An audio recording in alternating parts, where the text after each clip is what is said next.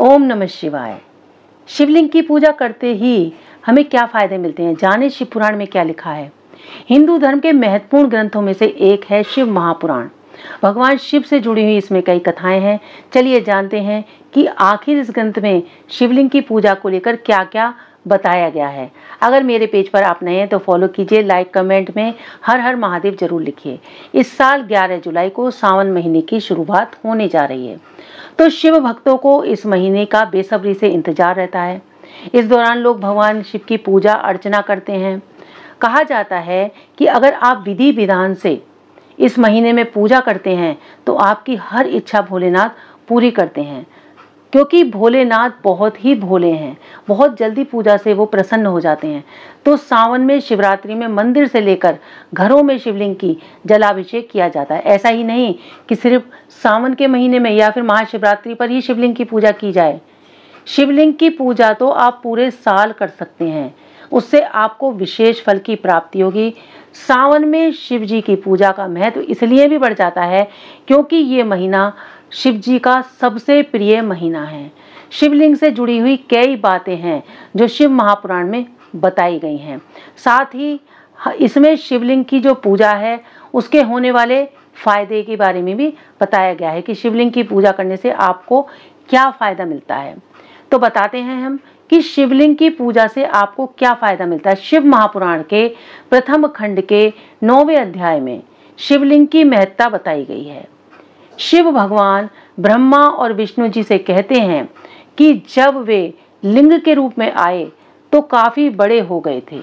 लिंग की वजह से ही ये जगह लिंग स्थान के नाम से मशहूर हुई। संसार के लोग इसका दर्शन पाएं, इसके लिए यह छोटा भी हो जाएगा। ये ज्योतिर्लिंग हर तरह से भोगों की प्राप्ति कराएगा। साथ ही ये मोक्ष प्रदान करने का भी एकमात्र साधन है।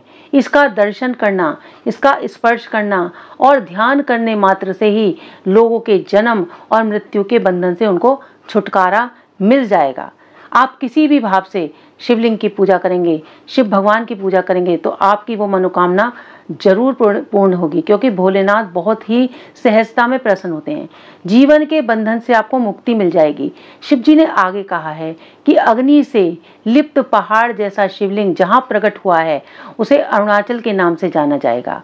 और यहाँ और भी तीर्थ स्थान होंगे। इस जगह रहने वाले या फिर यहाँ मरने वाले जीव को मोक्ष की प्राप्ति होगी। इस जगह पर किया गया दान, हवन, जप करोड़ों गुना फल दिलाएगा। इस जगह पर बैठकर व्यक्ति मुझे सिर्फ याद भी कर लेगा तो उसे मुक्ति मिल जाएगी। शिव जी ने आगे बताया कि जो व्यक्ति शिवलिंग की स्थापना करता है उसे मेरे समान ही प्राप्ति हो जाएगी। जो लोग नियमित रूप से इसकी पूजा करेंगे उन्हें परम पद की प्राप्ति होगी, अनुभूति होगी। जब वे अपना शरीर त्याग देंगे उसे शिव लोक में रहने की जगह मिल जाएगी। उसे संसार के हर बंधन से मुक्ति मिल जाएगी। तो भगवान शिव ने ये शिव पुराण में बातें बताई हैं। देखिए, श्रद्धा और विश्वास से पूजा करने पर भगवान प्रसन्न होते हैं, दिखावे से प्रसन्न नहीं होते। आप पूजा पर भगवान की शिवलिंग पर चाहे एक लोटा जल ही चढ़ाई आएंगे श्रद्धा से, भगवान उससे प्रसन्न होंगे।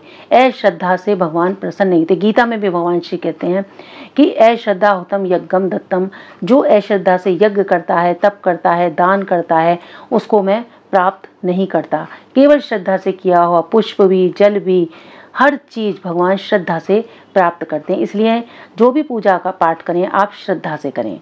अगर मेरी वीडियो अच्छी लगी हो तो आप इस मेरे पेज को फॉलो कीजिए, लाइक कीजिए, कमेंट कीजिए। जय श्री राधे।